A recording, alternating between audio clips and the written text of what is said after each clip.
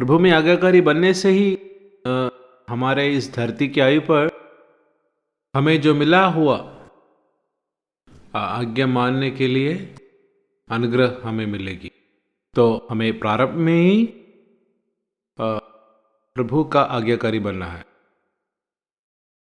यह आज्ञाकारिता प्राकृतिक तौर पर हमें मिलने वाला अनुसरण का बात नहीं, परमेश्वर का वचन से परमेश्वर ही हमारे हृदय में देने वाला दिव्य स्वभाव है, उसके अनुसार आज्ञाकारिता। तो याद रखें, यहाँ पर हम सीखने वाला हर एक स्वभाव खुदा से हमें मिलना है। जब हम आदम के संतान होकर इस धरती पर जन्म लेते, अपने माता पिता के द्वारा हमारे अंदर यूं ही दिया हुआ अनुसरण, प्यार, खुशी, दया, भलाई, ये सारे स्वभाव परमेश्वर के दृष्टि में सना हुआ कपड़ा है। ये सब खुद की धार्मिकता से निकलता है। ये सब बोलकर मैं एक परिचय दे रहा हूं, हो सकता है कि आप हैरान हो, लेकिन परमेश्वर के ओर से यानी कि दिव्य वो जो स्वभाव है वो पवित्र वचन से प्रभु के आत्मा के द्वारा प्रभु ही हमारे हृदय में देता है। उदाहरण के लिए रोमियो का पत्री 5वां अध्याय 5वां आयत जब हम पढ़ते हैं, जरा पढ़िए। और आशा से लज्जा नहीं होती, क्योंकि पवित्र आत्मा जो हमें दिया गया है उसके द्वारा परमेश्वर का प्रेम हमारे मन में डाला गया है। तो परमेश्वर का प्रेम पवित्र आत्मा से हमारे हृदय में उंडेला गया है। तो हमें प्रकृति से यानी कि माता पिता से मिलने वाला प्रेम नहीं, वहाँ माता का प्रेम है, पिता का प्रेम है, बच्चों से प्रेम है, पोतों से भी प्रेम है, आपस में जो प्रेम है, लेकिन वो सबसे बढ़कर है प्रेम, क्योंकि हमें माता पिता से या प्रकृति से मिलने वाला हर एक स्वभाव में पाप का प्रभाव है कि नहीं? पाप का प्रभाव है। इसीलिए ही परमेश्वर हमें एक नया सृष्टि बनाना चाहते हैं। पुराने सृष्टि में जो पहले का है इसको मिलाने के लिए नहीं, हमें एक नया सृष्टि बनाने के लिए पुराने बातें बीत गई, सब कुछ नया हो गया है। हमको पापों से, हमें अपने पापों से वो छुड़ाकर मन फिरा, अपने पापों के क्षमा के लिए यीशु मसीह के नाम से बपतिस्मा ले, ऐसे कहने पर उसके बाद हम पढ़ते हैं वो एक ही आयत है, यानी कि तो तुम पवित्र आत्मा का वरदान पाओगे। तो हम बपतिस्मा लेने की प्राथमिक उद्देश्य पवित्र आत्मा हमें देने के लिए है, एक प्रकाशन है। तो पापों से छुटकारा, पापों को धोकर इस पात्र को शुद्धि करने का प्रथम जो प्रभु का इच्छा पवित्र आत्मा देना है कि नहीं? क्योंकि पुराने मनुष्य को इस जीवन अप्राप्य है।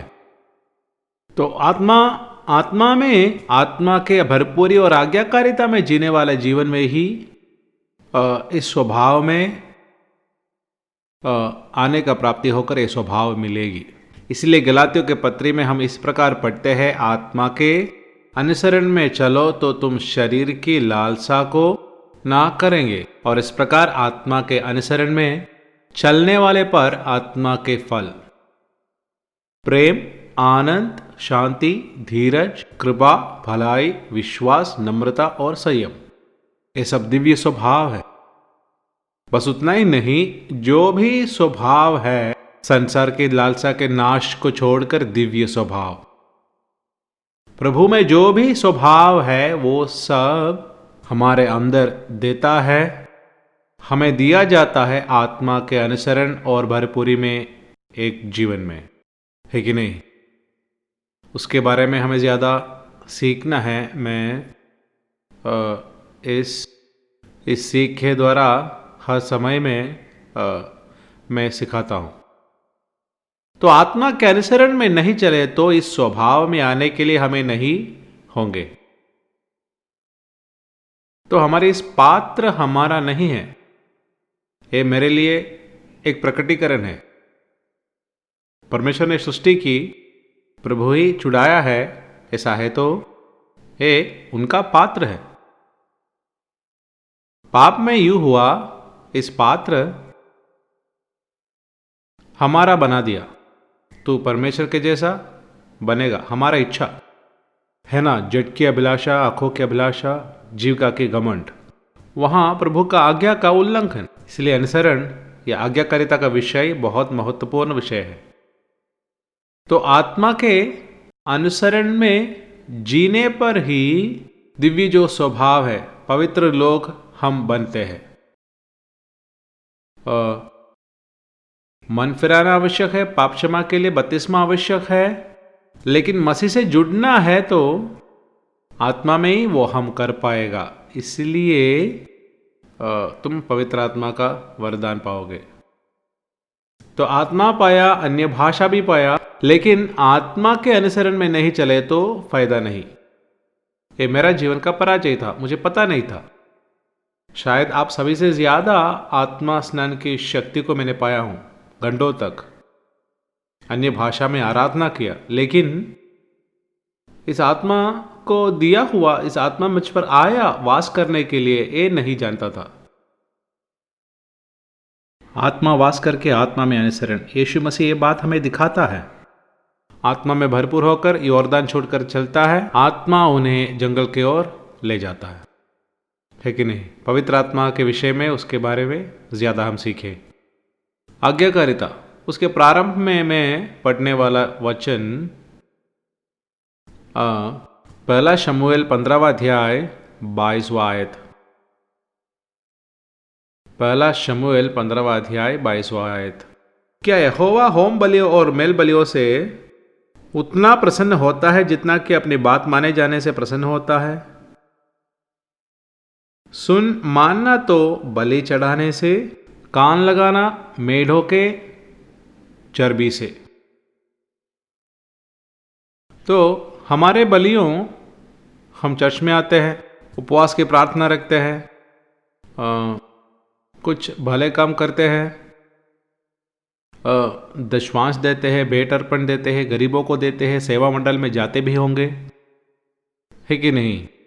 लेकिन प्रभु के आज्ञाओं को ना मानने वाला एक जीवन में ये सारे काम व्यर्थ है। इसीलिए प्रभु का उपदेश, हम नया नियम में, नया वाचा में हमें मिलने वाला प्रभु का उपदेश, वो दिन प्रतिदिन मनन करके हृदय में संग्रहण करने के लिए प्रभु के जन इन दिनों में तैयार होना है। यूं ही पढ़ना नहीं, उपदेश देने के लिए, प्रचार करने के लिए एक विषय के नाते नहीं, ये जीवन में एक स्वभाव बनकर नीति के लिए भूखा और प्यासा होना। वैसे हर एक आज्ञा जो प्रभु का है पालन करने, वो जिंदगी बनने के जैसे हम प्रभु के संगति में बैठकर वो मनन करने। इस पुस्तक में जो भी नियम है तुम्हारे जुबान से वो हटना नहीं, इसको छोड़ दहने या बाएं ना मोड़ने के लिए तू अपने हृदय में मनन करते रहना, दिन रात उनकी व्यवस्था को दिन रात ध्यान करने वाला।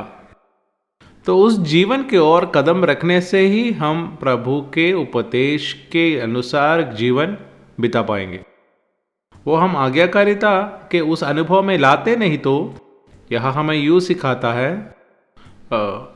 विद्रोह, है कि नहीं? आज्ञा ना मानना एक विद्रोह है।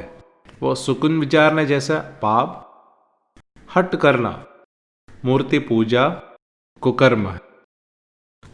ये सारे भाग गहराई में सिखाना चाहता हूँ, समय नहीं।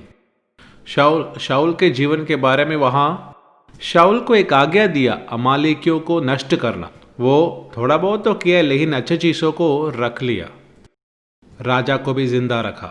तो परमेश्वर का इच्छा पूर्ण रीति से आज्ञाकारिता, अपूर्ण नहीं, पूर्ण।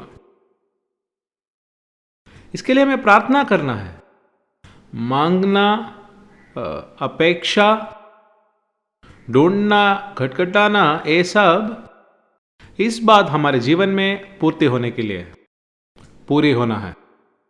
मांगो तो तुम्हें मिलेगा, ढूंढोगे तो पाओगे, खटखटाओ खोला जाएगा।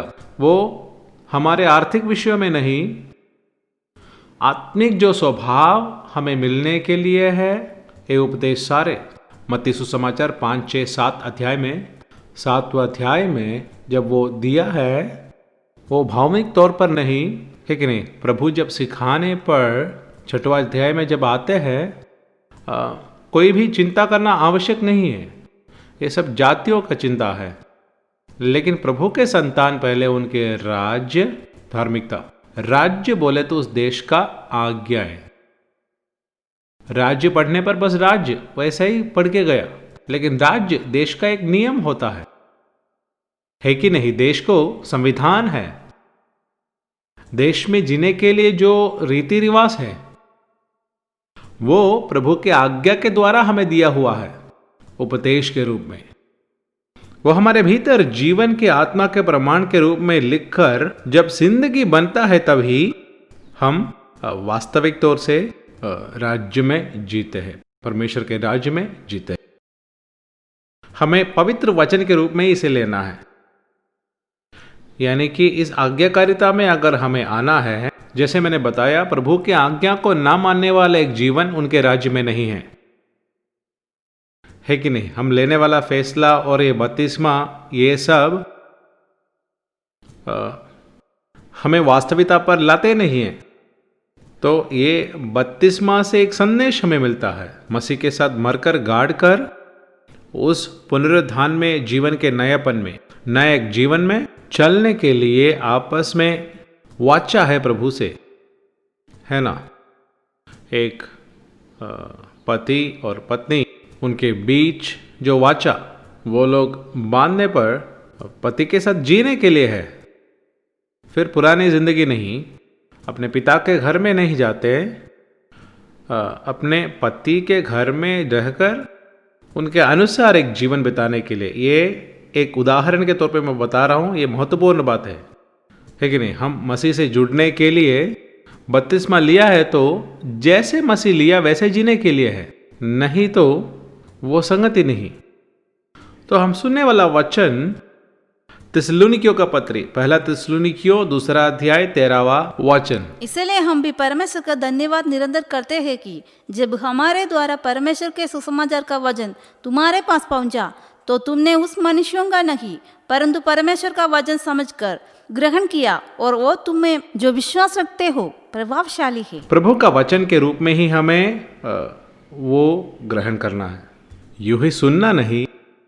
पहला वचन के रूप में ही सुनना है, उसे ग्रहण करना, प्रभु के वचन के रूप में ही स्वीकारना, उसे स्वीकार कर यूं ही सुनकर छोड़ना नहीं। ग्रहण करना बोलने पर हमारे अंदर आना है, ग्रहण करना।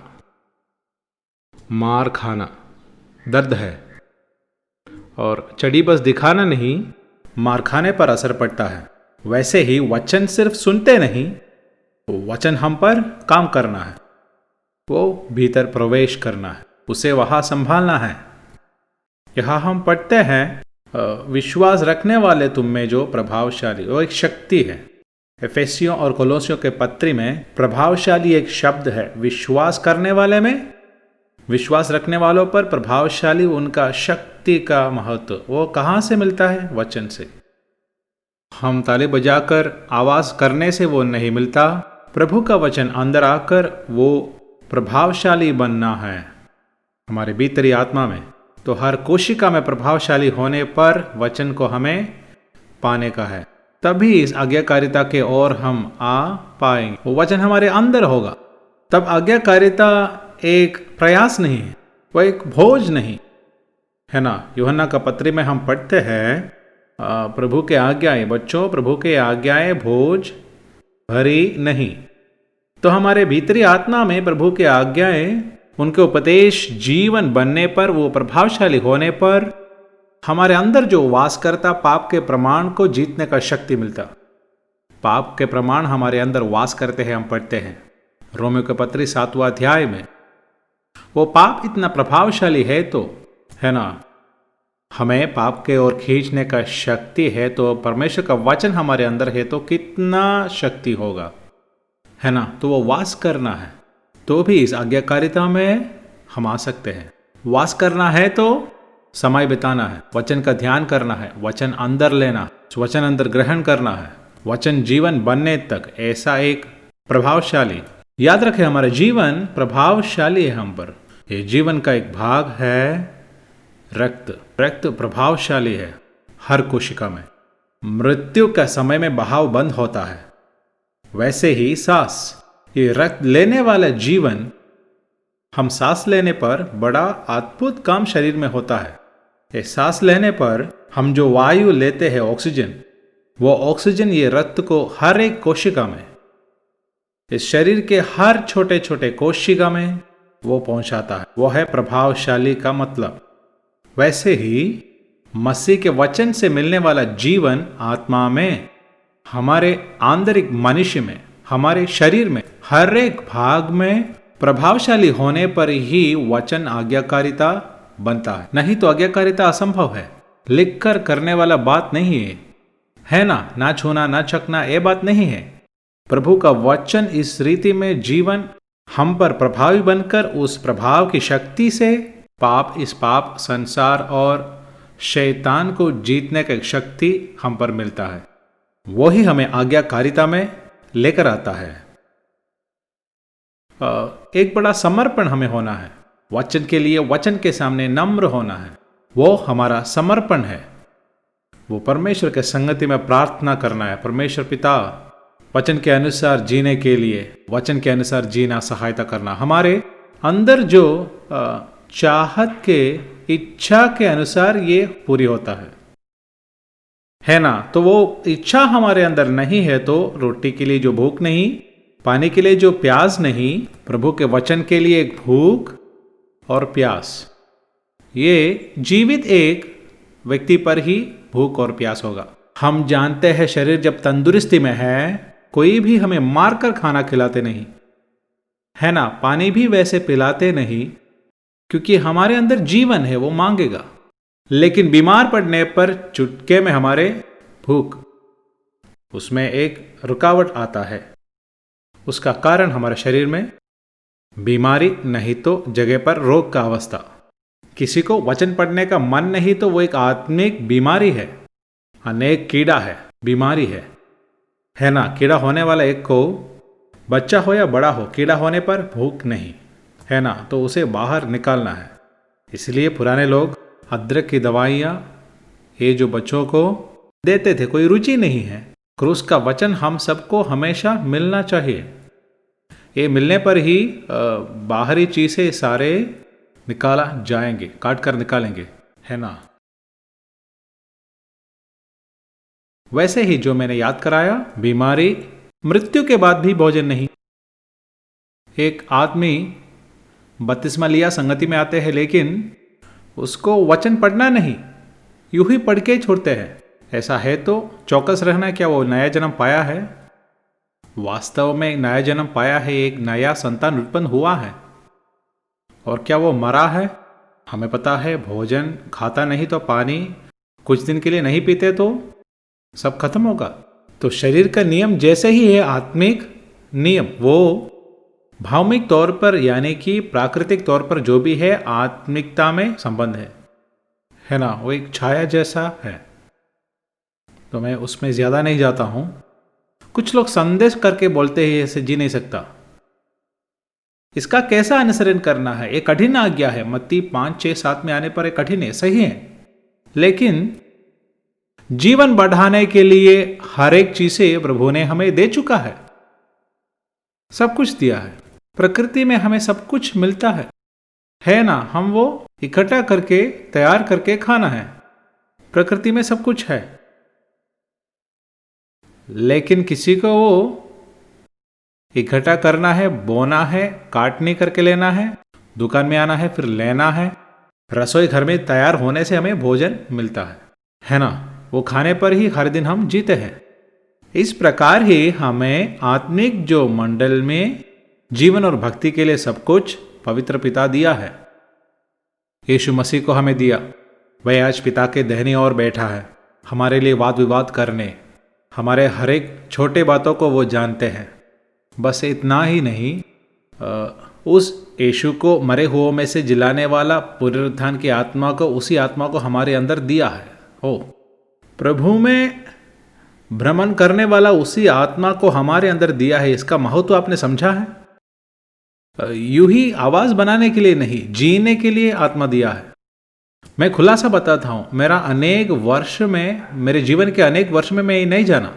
मेरा पुराना मनुष्य ही जी रहा था, मेरा पुराना मनुष्य गीत गा रहा था, मेरा पुराना मनुष्य बाइबल पढ़ रहा था। कितने लोग समझ रहे हैं मेरे बात? लेकिन आत्मा के अनुसरण में हम आने पर इस जीवन एक वास्तविकता में आता है। इसलिए हम आत्मा बिना मनुष्य निर्जीव है। आत्मा के अनुसरण में ना चलने वाला निर्जीव है, वो अलग जिंदगी जी रहे हैं, है ना? आत्मा तो पाए होंगे, लेकिन आत्मा के अनुसरण में, उसके भरपूरी में नहीं जी रहा है तो फायदा नहीं, है ना? तो ये सब क्या है? अगर आपको इसमें सवाल है तो उसमें सवाल पूछना, फिर जाके प्रार्थना करना, यूं ही छोड़ना नहीं। अब जाके प्रार्थना करने में प्रभु का आत्मा आपको टीचेबल स्पिरिट करके एक विषय है कि हम उपदेश सुनने पर उसका अधीन में हमें आना है। बहुत कचरा हमारे अंदर भरा है। खास करके गए बार यहाँ पर जो भी नौजवान है उनके ऊपर मैं बहुत ही दुखी हूँ, बड़े भी, क्योंकि गलत ही सुनते हैं। ये सब अंदर आने पर बाहर निकलना मुश्किल है, जड़ पकड़ता है। परजीवी अंदर आने पर बाहर निकलना मुश्किल है। लेकिन इस जीवन के वचन अगर सुनते हैं और आप शुद्ध हृदय से सुनकर जीने के लिए इच्छा रखते तो आपको वास्तविक तौर से प्रभु के आज्ञाकारिता में सेवकाई करने का मन है तो सारे पक्षपात निकालना। पक्षपात से बैठने से कुछ नहीं पाएंगे। ये सब हटाकर सच्चाई के लिए कान लगाइए, वचन के लिए कान लगाइए, है ना? और प्रभु से बोले, प्रभु ये सच्चाई को मुझे प्रकट करके दे, है ना? वहां पर ही हमें वो एक समर्पण, है ना, अपने आप को वचन के सामने समर्पण करना। तो ज़रूरतें दी गई है, फिर प्रभु का वचन है, ये वचन शक्तिशाली है। ये बात मेरे जीवन को कैसे बदला ये मैं जानता हूँ, ये महत्वपूर्ण है। प्रभु का ये जो वचन जीवित और प्रबल है, प्रबल बोले तो एक्टिव इंग्लिश में लिखा है, लॉट ऑफ एक्शन। जीवित और प्रबल और हर एक दोधारी तलवार से भी बहुत चौका है ना? प्राण आत्मा को, गाढ़ और गूदे को अलग करके आर पार वो छेदता है। फिर हमारे मन की भावनाओं और विचारों को जांचता है। वचन के विषय में ये हम सीखेंगे। वैसे ही इस आज्ञाकारिता में हमें आना है, परमेश्वर से एक संगति में हमें आना है। पवित्र आत्मा को हमें देने की कहे अधिक महत्वपूर्ण उद्देश्य है, लेकिन प्रथम जो 2 उद्देश्य है, हम पर बसना, ये बात ध्यान से लेना। दूसरी बात वास करना, बसना, वास करना। ये मैं फिर से याद दिलाऊंगा क्योंकि ये बात आपके अंदर और गहराई में ग्रहण होना है। बसना बोले तो वो एक राजकीय शब्द वहां पर इस्तेमाल किया है, यानी कि हमारे प्रभु सारे उपदेश उनको देने के बाद स्वर्ग के ओर जाकर पिता के दाहिने भाग में बैठा। मरकुस की सुसमाचार 16वां अध्याय आखिरी पद में हम पढ़ते हैं। इब्रानियों के पत्री 1 अध्याय में भी ये वचन है, भजन संहिता में भी है, तू मेरी दाहिने हाथ बैठ जब तक कि मैं तेरे शत्रुओं को तेरे चरणों की चौकी ना कर दूं। तो आत्मा हम पर बसते हैं बोलने पर, वैसे ही पढ़कर मत छोड़ना। हमारे अंदर जो, हमारे हृदय के अंदर जो सिंहासन है, वो सिंहासन है आत्मा के लिए। आत्मा वहां पर बसकर राज करने का जैसा एक जिंदगी प्रभु हमसे चाहते हैं। वहां पे मैं बिल्कुल नहीं, खुद नहीं। प्रेरित कहता है मैं मसीह के साथ क्रूसित हुआ हूं, अब जी रहा मैं नहीं, मसीह है। तो आत्मा हमारे अंदर सारे अधिकार से सिंहासनारूढ़ होना, ऐसा एक शब्द हमें मिलता है, अधिकार से वास करना। तो वो अधिकार से हमारे अंदर वास करके, नहीं तो बसते, वास करने का शब्द संगति है, हमारे साथ एक अटूट संबंध। तो उसी जीवन में हमें सब कुछ उपदेश देता है, हर सच्चाई में हमें चलाता है। ज्ञान और बुद्धि का आत्मा काम करता है। ये समझ, प्रभु का समझ हमें मिलता है आंतरिक तौर से। जिस प्रकार मेल मिलाप के तंबू के अति पवित्र स्थान में, उसी स्थान में किरूबियों के बीच में से प्रभु मूसा से बात किए, उसी प्रकार पवित्र आत्मा हमारे अंदर से बात करते हैं। तो बाहरी शब्द हम ज्यादा नहीं सुनते हैं, है ना। इस्राएल के जन होरेब तक आने पर पर्वत के ऊपर से, होरेब से ही शब्द सुना। तो हमारे प्रचार और बाकी सारे जो सुनते हैं बाहर का शब्द है, उसे परमेश्वर का आवाज ही मानना। लेकिन यह सबसे महत्वपूर्ण है, मुझे तुम्हारे बीच में वास करना है। मूसा से यहोवा ने कहा, मैं तुम्हारे बीच में वास करने के लिए मेरे लिए एक पवित्र मंदिर बनाओ। फिर निवास स्थान और उसके सारे वस्तुओं जैसे मैं कहता हूं उसी प्रकार में ही बनाना है। तो हमें उस आकार में लाने वाला, प्रभु का जैसे बनाने वाला, हमारे अंदर वास करने वाला आत्मा है, बसने वाला आत्मा है ना। पवित्र आत्मा के विषय में हम ये गहराई में सीखेंगे। तो हमें एक संगति परमेश्वर से हमेशा होना है। हमारा प्रभु यीशु मसीह 15 अध्याय में, यूहन्ना का सुसमाचार 15 अध्याय में इस प्रकार हमें बताते हैं, मैं अपने पिता के आज्ञाओं को मानकर, महत्वपूर्ण है, यदि तुम मेरे आज्ञाओं को मानोगे तो मेरे प्रेम में बने रहोगे, जैसा कि मैं अपने पिता के आज्ञाओं को माना हो और इनके प्रेम में बना रहता हूँ। अबाइडिंग, वास करना, बहुत ही महत्वपूर्ण बात है वास करना। तो अब से जब वास करने का शब्द आता है तो अंडरलाइन करना, ओके। परमेश्वर आज्ञाकारिता एक पूर्ण आवश्यकता रखा है, विकल्प नहीं, है ना, विकल्प नहीं। लहू से हमें छुटकारा है, लहू से हमें छुटकारा मिला है उनके वचन का पालन करने। तो ये हमें याद रखना है। तो आज्ञा भंग से प्रभु हमें निकाल देते नहीं, फिर जाकर प्रायश्चित करना, है ना।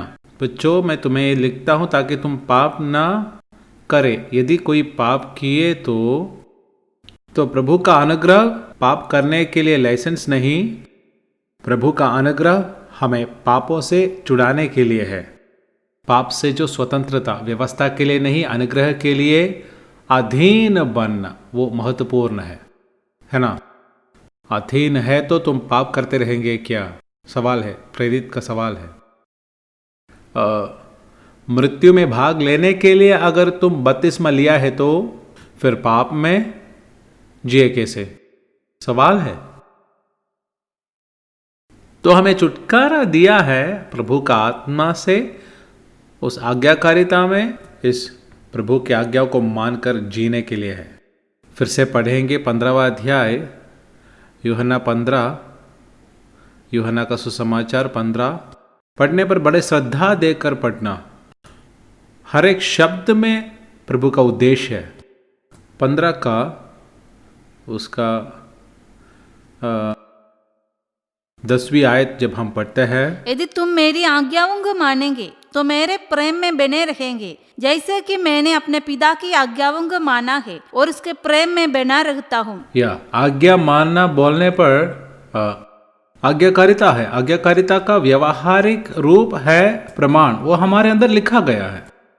आज्ञाकारिता से महत्वपूर्ण शब्द है प्रमाण, है ना। हम हकदारी होते हैं प्रमाण के द्वारा। आर्थिक तौर पर हम जानते हैं जमीन को, प्रमाण हमारे हाथ में है तो हम हकदारी ठहर सकते हैं। कितने लोग को मिला है? शून्य प्रमाण को कोई भी मूल्य नहीं है, उसमें लिखना होता है।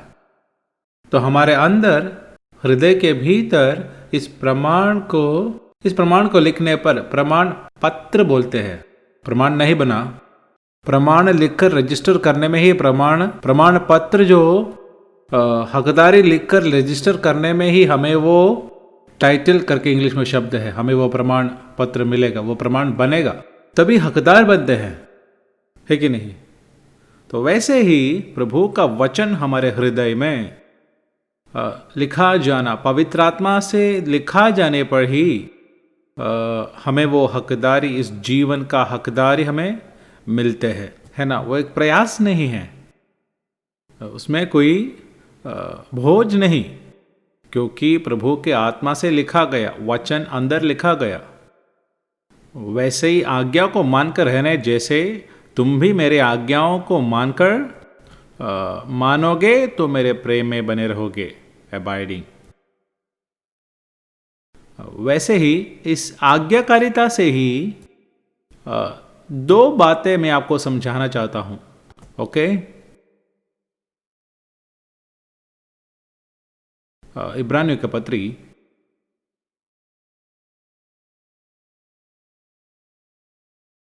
5वां अध्याय उसके 7 से लेकर 9 तक के वाक्य। 7वां आयत पहले पढ़ी है। उसने अपनी देह में रहने के दिनों में ऊंचे शब्द से पुकार पुकार कर और आंसू बहा बहा कर उसे जो उसको मृत्यु से बचा सकता था प्रार्थनाएं और विनती की, और भक्ति के कारण उसकी सुनी गई। हम नीचे वाले आयतों के साथ उसका मनन करने पर ये आज्ञाकारिता के पूर्ति में मनुष्य के पुत्र यीशु मसीह आने वाला मार्ग है। यही हमारा भी मार्ग है। हमारा प्रभु ये सब प्राप्त किया है, मनुष्य का पुत्र होकर इस धरती पर वो जिया, और आप बढ़ने पर और यीशु बुद्धि और डील डोल में और परमेश्वर और मनुष्यों के अनुग्रह में वो बढ़ना हम देखते हैं, हमारे जीवन में एक नमूना दिखाते हैं। तो उन पर जो दिव्य स्वभाव, नहीं तो इब्रानियों के पत्र 10वां अध्याय जब हम पढ़ते हैं, यहोवा तूने मुझे एक देह तैयार किया है। इस धरती की आयु पर प्रभु के आत्मा से, प्रभु से ही तैयार किया हुआ एक शरीर था, यीशु मसीह का शरीर, है ना। यीशु मसीह को अपने जैसे ही देखना। तो यहाँ ऊंचे शब्द और आंसू से प्रार्थना और याचना की और भक्ति, वो महत्वपूर्ण है आज्ञाकारिता में। प्रभु का भय और भक्ति नहीं है तो अनुसरण नहीं। प्रभु का भय और भक्ति के बिना एक पीढ़ी में हम जी रहे, सुबोध नहीं, आत्मिक सुबोध के बिना एक पीढ़ी में हम जी रहे हैं। तो प्रभु का वचन ही हमें प्रभु का भक्ति में लाते हैं, प्रभु का वचन और उनका आत्मा। वो यीशु मसीह के जीवन में यशायाह का पुस्तक 11वां अध्याय 2 आयत में हम पढ़ते हैं, वहां पर यहोवा का आत्मा ठहरा रहेगा, ठहरा रहेगा, ठहरा रहेगा, बसना नहीं, ठहरा रहेगा। गहरी बात है। वो बुद्धि और समझ की आत्मा, युक्ति और पराक्रम का आत्मा, ज्ञान और यहोवा का भय के आत्मा। तो यहोवा का भय में आना है तो उनका आत्मा के अनुसरण जीने वाला एक जिंदगी में ही होगा। पुराने मनुष्य जी रहे तो हम कभी भी यहोवा का भय में आ नहीं पाएंगे। तो आप प्रभु से प्रार्थना करें ताकि इस आत्मा के अनुसार जीने वाला एक जीवन वो मुझ पर वास्तव में होना है, यहोवा के भय की आत्मा। तो यहाँ इन दोनों बातों को मिलाकर पढ़ने में आत्मा के अनुसरण में जीने वाला ही इस प्रकार का एक प्रार्थना कर सकते हैं, क्योंकि आत्मा उन्हें उत्साह देता रहेगा कि ऐसे जीने में तृप्त ना रहो, क्योंकि तुम्हें प्रभु के जैसे बनना है। प्रभु के सारे काम तुम्हारे द्वारा, जिसके योजना तुम्हारे ऊपर है, वो सारे काम पूरा होना है। वो पुत्र यीशु नमूना दिखाया है, आत्मा हमें दिखाता है, मुझसे बात किया है ना। पुत्र को एक कार्य दिया, उन्होंने उसका पूर्ति किया।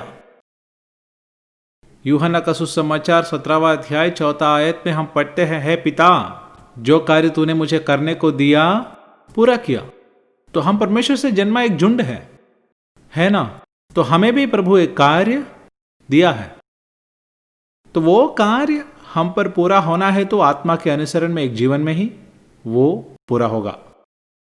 वहां यहोवा का भय आवश्यक है, क्योंकि वही आज्ञाकारिता में हमें लाते हैं। तो यह प्रार्थना हमारी जिंदगी में होना है ना।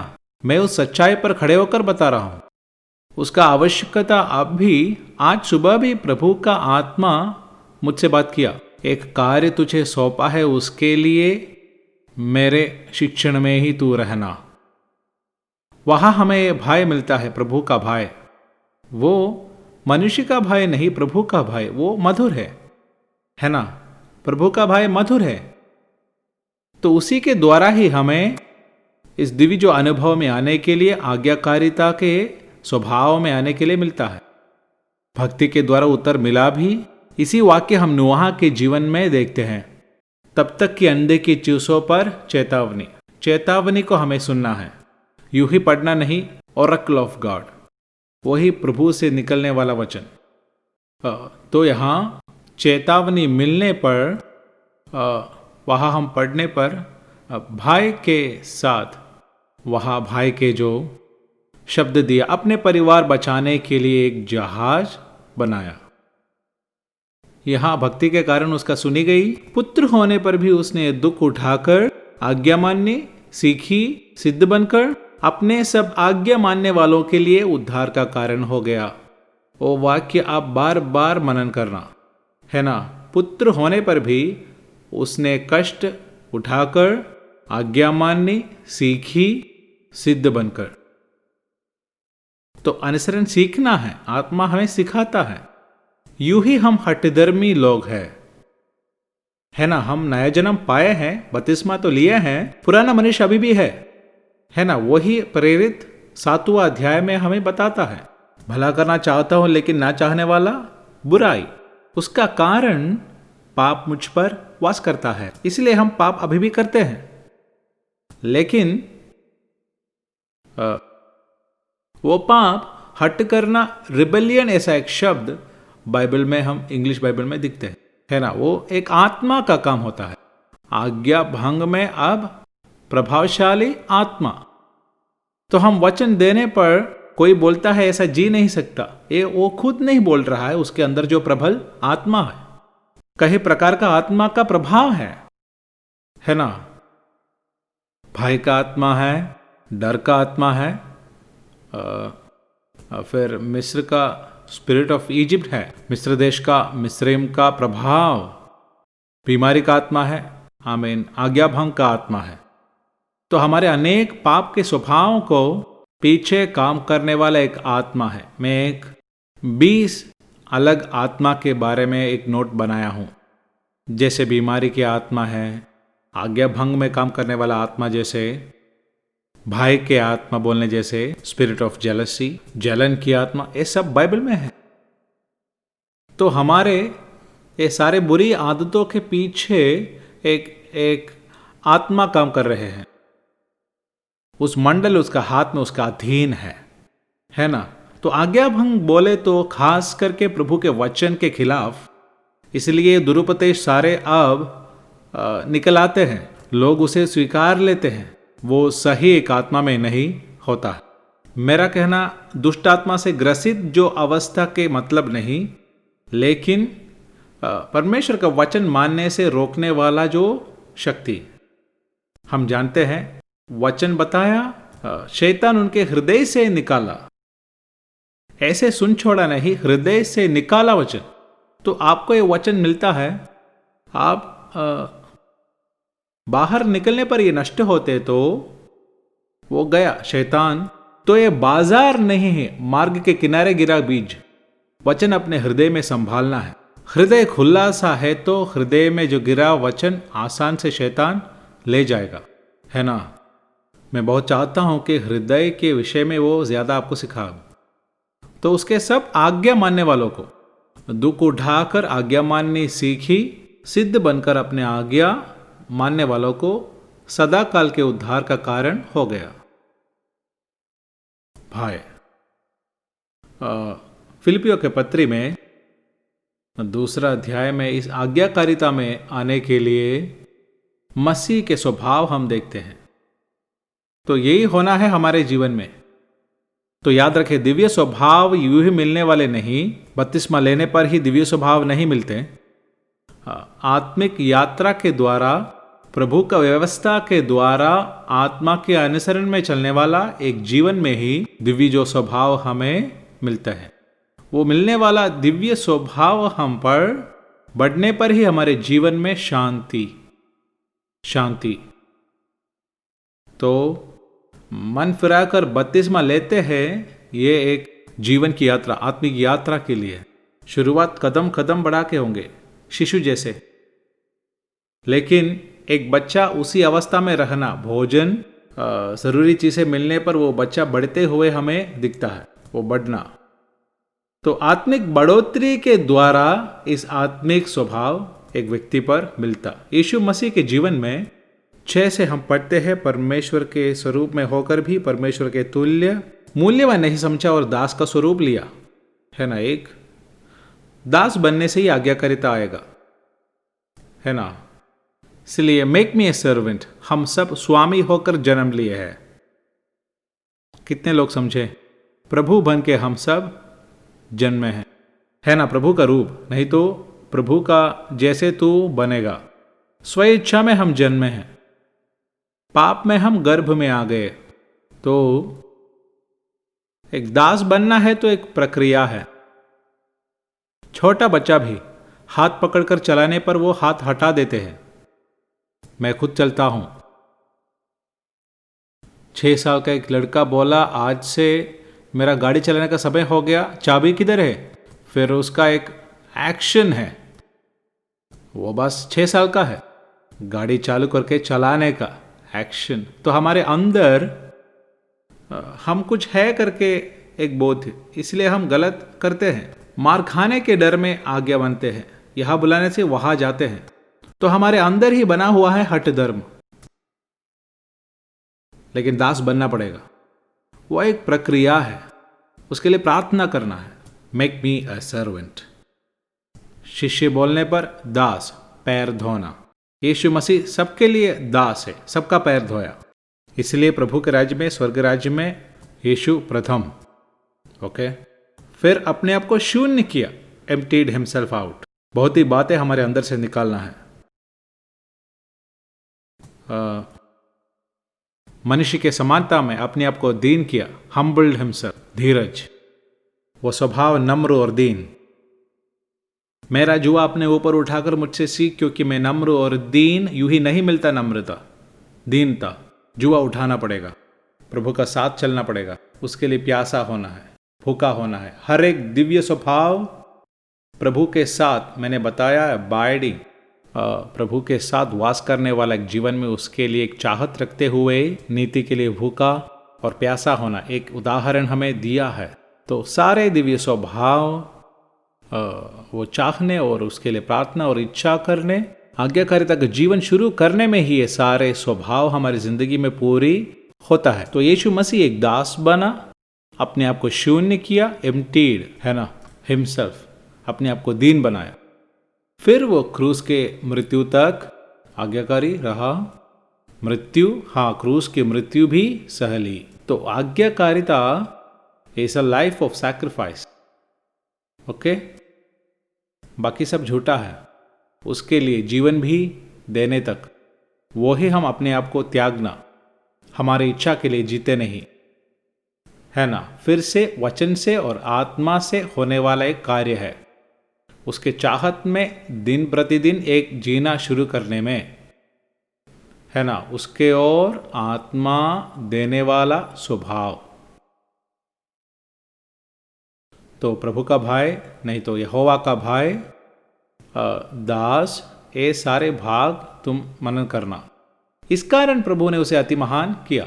10वां वाक्य, इस कारण परमेश्वर ने उसे अति महान भी किया और उसको वो नाम दिया जो सब नामों से श्रेष्ठ है। तो सच्चाई रूप से आज्ञाकारी जीवन वो ही हमें महिमा की ओर लाते हैं, है ना, महिमा की ओर हमें लाते हैं। आज्ञा भंग वाले उस पर प्रवेश नहीं करता। तो आप पूछेंगे क्या मानना है यीशु मसीह का हर एक आज्ञा? ये सब मानना है।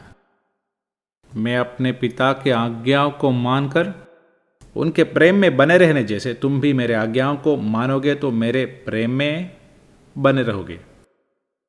तो स्वर्ग में जाएगा ये बोलने से प्रेम में बने रहना ही स्वर्ग राज्य। उत्पत्ति का पुस्तक 2 अध्याय 16वां आयत हम पढ़ रहे हैं। यहोवा परमेश्वर आदम को ये आज्ञा दी, एक आज्ञा, यानी कि वाटिका में उनको रहना है तो आज्ञा मानना है।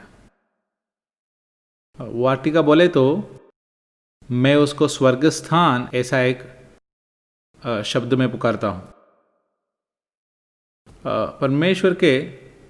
परमेश्वर के द्वारा बना हुआ, परमेश्वर के योजना के द्वारा उनको जीने के लिए रखा हुआ स्थान, लेकिन वहां वास करने के लिए आज्ञा मानना था।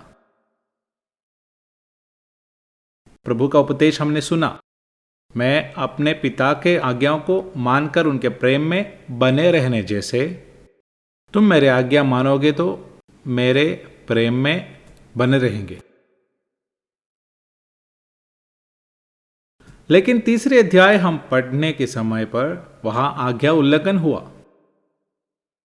उसका 11वां आयत में, किसने तुझे बताया कि तू नंगा है? जिस वृक्ष का फल खाने को मैंने तुझे मना किया था, क्या तूने उस फल को खाया है? हम जानते हैं क्या हुआ। आज्ञा उल्लंघन में वाटिका के बाहर एक तत्व है। हमारे इस अपूर्ण बुद्धि में हम अपना उपदेश न बनाना, ये नींव के जैसा परमेश्वर का राज्य का तत्व है। ये नियम अटल है, नियम है ना। एक दिन सूरज से, नहीं तो इस धरती अपने आप भ्रमण करने पर वो भ्रमण करना पड़ेगा, प्रभु का नियम है, नहीं तो सब नाश होगा। इस प्रकार ही प्रभु का उपदेश जो वो केवल एक सुझाव नहीं, उनका आज्ञा है। और उन्हें सब बातें जो मैंने तुम्हें आज्ञा दी है मानना सिखाओ। आज्ञा उपदेश, स्पष्ट बोलो सो प्रभु का जीवन आज्ञा वो उपदेश के रूप में देता है। उस उपदेश के अनुसरण में हम प्रभु के जीवन में प्रवेश करते हैं। प्रभु के जीवन में हम आने पर ही स्वर्ग राज्य है ना। इस धरती की आयु पर यह जीने के लिए एक जीवन हमारे अंदर है। हमारे जीवन के जैसा नहीं, जानवर का जीवन अंतर है ना। तो हम प्रभु के जीवन प्राप्त करने पर वास्तविक तौर पर प्रभु का राज्य है ना, प्रभु के रूप के, प्रभु के स्वरूप में है ना, उनका स्वरूप, यह सब सफल होगा। लेकिन वो जीवन मिलना है तो आज्ञा मानना पड़ेगा। प्रभु का वचन के द्वारा हमें वो जीवन मिलता है। तो ये वाटिका के बाहर है। आखिर में एदन का एक ही एक गुण है, आज्ञाकारिता, बाकी कुछ नहीं। वैसे ही वहां जीने के लिए एक महत्वपूर्ण व्यवस्था है। आज्ञाकारिता एक व्यवस्था है, पहला व्यवस्था है। बाइबल का वचन में लिखा हुआ पहला व्यवस्था है आज्ञाकारिता। वो प्रथम व्यवस्था है, क्योंकि आज्ञाकारिता से ही बाकी सारे स्वभाव हमें मिलता है ना। मतलब आत्मा के अनुसरण में चलना, वो अनुसरण में वहां दिखने वाला स्वभाव, प्रेम, आनंद, शांति, कृपा, विश्वास, ये सारे आत्मा के फल बोलने से वो प्रभु का स्वभाव है। वो हमें मिलता है आत्मा के अनुसरण में। हमेशा बाइबल में याद रखना, विश्वास बोलने से वो हमें आज्ञाकारिता में लाते नहीं तो वो विश्वास नहीं है, प्रभु का विश्वास नहीं है। यही इब्रानियों का पत्री 11वां अध्याय में हम देखते हैं, उधर सारे विश्वास के साथ बोलने के बाद आज्ञाकारिता दिखता है ना। तो एक जन बोला मुझे यीशु पर विश्वास है, लेकिन यीशु दिया हुआ आज्ञा मानते नहीं तो वो विश्वास नकली है, वो कतई प्रभु का विश्वास नहीं है। कितना लोग समझते हैं? ओके, वो विश्वास के शब्द बाइबल में बताने वाला भागों में विश्वास के जगह अनुसरण लिखना भी सही है, क्योंकि विश्वास आज्ञाकारिता नहीं बने तो वो विश्वास नहीं है। वो दोनों एक साथ, विश्वास और आज्ञाकारिता एक साथ दिखते हैं, क्योंकि वो स्वभाव में आते हुए दिखता है। इब्रानियों के पत्री में ही देखेंगे, ये एक महत्वपूर्ण तत्व है जिसका हम मनन करने वाला। इब्रानियों के पत्र 11वां अध्याय, वो हम प्रार्थना करना है, प्रभु मुझे प्रकट कर। उसका 11वां अध्याय जब हम पढ़ते हैं, नूह के बारे में देखते हैं। विश्वास से ही उसका 7वां पद, विश्वास ही से नूह ने उन बातों के विषय में जो उस समय दिखाई न पड़ती थी। हमेशा याद रखना, अंधे की चीजों के ओर ले जाने वाला है परमेश्वर में विश्वास। 11वां अध्याय की पहले ही आयत में हम देखते हैं विश्वास आशा की वस्तुएं और अनदेखी वस्तुएं, तो वो आत्मिक है। भौतिक बातें नहीं, वहां आत्मिक है। भौतिक तौर पर लेते तो आत्मिक बातें नहीं मिलेगा, ओके। लेकिन भौतिक तौर पर उसका काम हमें प्रकट होगा। कितने लोग ये समझ रहे हैं? अदृश्य है, लेकिन आज्ञाकारिता के साथ विश्वास में आने पर वो एक प्रभु का कार्य प्रकट होगा, नहीं तो वो हमारा कर्म रहेगा, है ना, मनुष्य का काम होगा, अनदेखी चीजों का निश्चय। यहां हम पढ़ते हैं विश्वास से नूह उन बातों के जो उस समय दिखाई ना पड़ती थी, तो चेतावनी मिलने पर ही अनदेखी चीजों का हमें प्रकटीकरण मिलेगा, है ना। वो प्रभु से निकलने वाला वचन, वो यूं ही पढ़ने वाला वचन नहीं, वो उपदेश देने वाला, आवाज उठा के प्रचार करने वाला एक प्रचार का विषय नहीं, व्यर्थ उपदेश भी नहीं, है ना। एक वास्तविक प्रभु का दास या उसका उपदेशक बोलने पर स्वर्गीय मंडल से नहीं तो आत्मिक मंडल से अंधे की चीजों को, आमीन, अदृश्य जो चीजों को प्रभु के लोगों को दृश्य कराने वाला है सेवक। कितने लोग वो समझे? मैं ये बोलने पर ये सब हर एक तत्व है। वचन के नियम के बिना हम कभी भी इस आज्ञाकारिता में आ नहीं पाएंगे, है ना। एक साधारण भौमिक जो नियम है, एक बर्तन में पानी लेकर वो आग के ऊपर रखकर वो 100 डिग्री गर्म होने पर उबलता है, ये हमें पता है, किसी को सिखाने का बात नहीं। लेकिन ये सब नहीं जानने वाला, है ना, पानी क्या है पता नहीं, आग क्या है पता नहीं, 100 डिग्री तापमान क्या है वो भी पता नहीं। एक्चुअली अमेरिका में जो बच्चे लोग हैं उनसे अगर पूछे तो ये सारे बात उन्हें पता नहीं। उनसे पूछे दूध कहाँ से मिलता है तो वॉलमार्ट से है, नहीं तो दुकान से है, वो मशीन से है, सही है मशीन है, लेकिन ये गाय से मिलता है ये जानने वाला बहुत कम है। वहाँ से एक लड़का आने पर उन्होंने वापस कॉल करके ऐसा बताया, मैंने एक घोड़े को देखा, बोला मैंने एक हॉर्सी को देखा। वो हॉर्सी क्या था? पड़ोसी के घर में जो है गाय थी, वो गाय को वो घोड़ा बोलते हैं, उसे पता नहीं।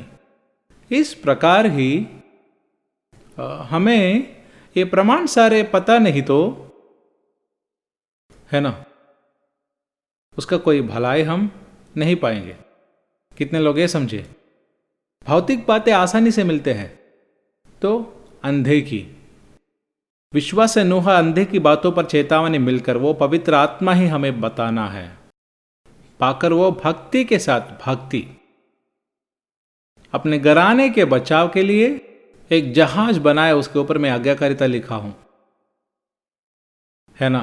तो उन्हें शब्द सुना और कहता है कि ये सब अनदेखी बातें हैं, इसलिए मुझे उस पर विश्वास है, लेकिन उससे काम नहीं होगा। वो कैसे होगा? क्योंकि लोग क्या बोलेंगे। लेकिन निश्चय में प्रभु का शब्द के रूप में वो लेते तो विश्वास बन जाएगा। विश्वास ऐसा एक प्रभु का विश्वास हमारे अंदर उत्पन्न होने पर उससे कार्य होता है। इसीलिए याकूब प्रेरित कहता है, काम के बिना विश्वास निर्जीव है। कितने लोग समझे? वो प्रभु के कार्य के बारे में है, हमारे स्वयं से निकलने वाला काम नहीं। हमें धर्मी बनने के लिए विश्वास के द्वारा धर्मी बनने वाला काम नहीं, विश्वास से धर्मी ठहरा हुआ एक, उसके द्वारा प्रभु का कार्य होना है तो एक प्रभु का चेतावनी मिलना है ना। चेतावनी विश्वास के रूप में परिणाम होने पर प्रभु का काम।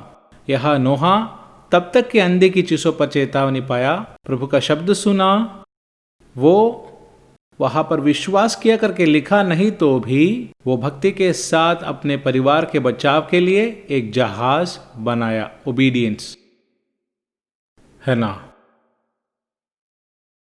यहां पर हम देखते हैं वारिस बनना। विश्वास के साथ उन्होंने संसार को दोषी ठहराया और उस धर्म का वारिस ठहरा जो विश्वास से होता है। 11:8 विश्वास ही से इब्राहिम जब बुलाया गया तो आज्ञा मानकर ऐसे ही जगह इब्राहिम जब बुलाया गया तो आज्ञा मानकर, जब बुलाया गया वो एक स्वर्गीय शब्द है। तो हमें भी एक मिरास आगे है। हमारा मिरास अगर मैं बोलूं तो मसीह के जैसे बनना, वही हमारा मिरास है। वो एक झूठा स्वर्ग नहीं है, ये कभी नहीं भूलना, झूठा। हम कभी कभी झूठा स्वर्ग में है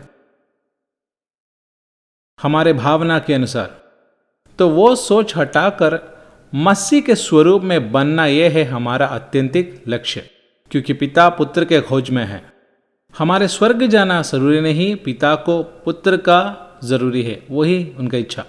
बाकी सब हमारा इच्छा है, मुझे ये चाहिए, मुझे वो चाहिए, वो सब खुद का इच्छा।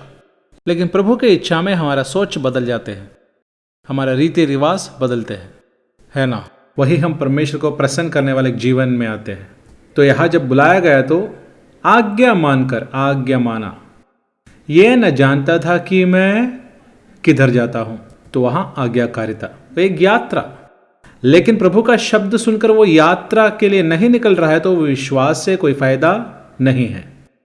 तो हमेशा विश्वास का जो विषय आज्ञाकारिता की ओर आते हुए दिखता है। ओके, तो आज दिखता विश्वास क्या चीज है? मैं विश्वास करता हूं, यीशु में विश्वास करता हूं। क्या विश्वास? यीशु अच्छा है, मैं यीशु को अपने हृदय से प्रेम करता हूं। कुछ लोग ऐसे बोलने पर मुंह से मधु निकलता है, लेकिन वो सब झूठ है। उनके जीवन देखने पर यीशु से कोई रिश्ता नहीं। यीशु से प्रेम रखने वाला उनके आज्ञा को मानना पड़ेगा। ओके, तो हमारे दिव्य जो स्वभाव है उसके सारे नींव वो मिलना है तो आज्ञाकारी जीवन, वो मसीह का उपदेश, वहां मैं ध्यान दे रहा हूं। यहां आज्ञा भंग के द्वारा स्वर्ग स्थान नष्ट हो गया, एदन वाटिका उन्हें नष्ट हो गया।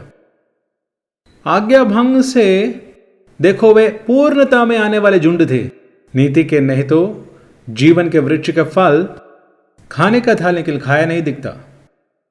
तो उसके द्वारा देखो पाप रहित अवस्था में वो आने वाले थे।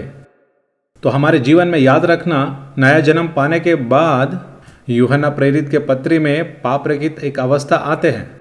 उसमें ज़्यादा बात नहीं कर रहा हूँ, क्योंकि हम सब उस मोड़ तक आए नहीं, वो देखने के लिए दृष्टि हम प्राप्त नहीं किए हैं, इसलिए उस पर प्रवेश नहीं कर रहा हूँ। तो ऐसा एक मंडल है ना। तो आदम और हव्वा उसमें आने वाले थे। उसमें आने के बाद समस्या नहीं, क्योंकि आंख और शरीर की अभिलाषा निकल गए। हमारे जीवन वो है, उसका लक्ष्य वो है ना। वो एकमात्र यकीन है इस जीवन, कोई संदेह नहीं, क्योंकि ये शरीर की अभिलाषाएं निकल गए। संसार में ऊंचा पद की इच्छा नहीं, प्रताप नहीं, घमंड नहीं, और कहते हैं कि ये सब व्यर्थ है। तो प्रेरित वहां तक पहुंचा। मसीह के बारे में ज्ञान का श्रेष्ठता के कारण जो बात लाभ की थी हानि समझता है, और मसीह के पहचान में सब कुछ कूड़ा समझते भी है ना। तो वो एक उन्नति का जीवन है, हायर लाइफ है।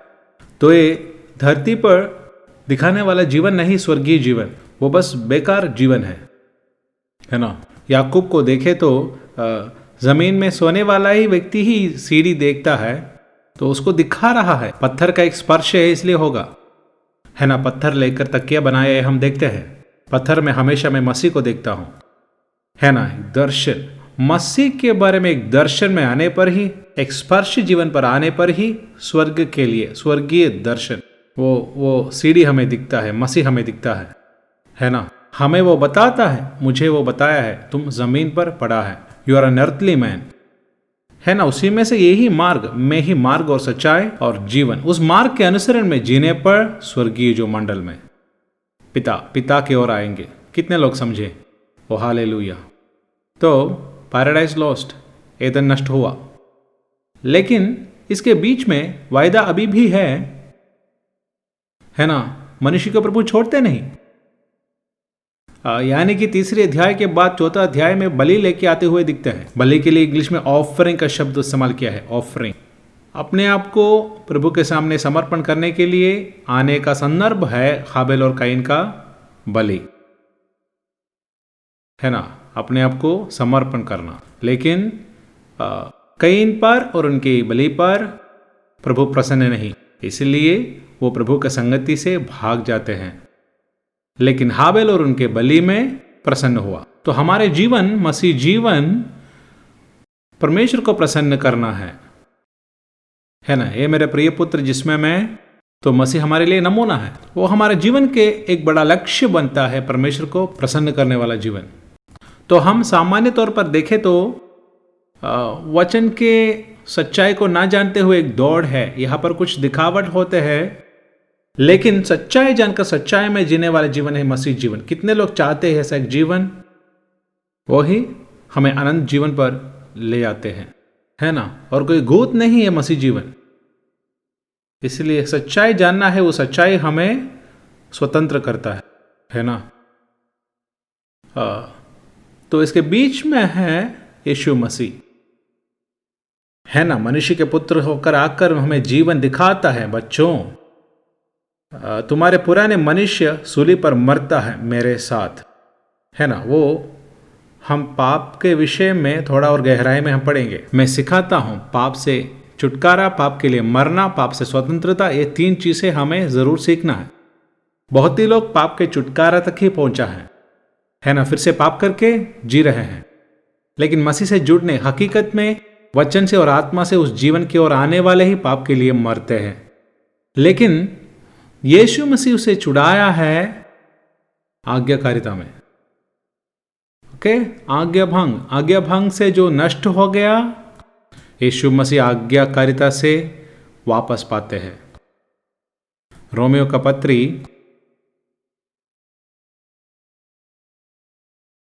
5वां अध्याय उसके 19वां वाक्य। क्योंकि जैसे एक मनुष्य की आज्ञा न मानने से बहुत लोग पापी ठहरे, वैसे ही एक मनुष्य के आज्ञा मानने से बहुत लोग धर्मी ठहरेंगे। तो एक मनुष्य की आज्ञा न मानने से बहुत लोग पापी ठहरे, वैसे ही एक मनुष्य का आज्ञा मानने से बहुत लोग धर्मी ठहरेंगे। फिर उसी से जोड़कर इब्रानियों का पत्री का वाक्य हम फिर से पढ़ते हैं। अब इब्रानियों का पत्री 5वां अध्याय उसके 8वां पद, 8 और 9। पुत्र हो तो भी और पुत्र होने पर भी उसने दुख उठाकर आज्ञा माननी सीखी और सिद्ध बनकर अपने सब आज्ञा मानने वालों के लिए। पुत्र हो तो भी उसने कष्ट उठाकर आज्ञा माननी सीखी और सिद्ध बनकर अपने सब आज्ञा मानने वालों के लिए सदाकाल के उद्धार का कारण हो गया।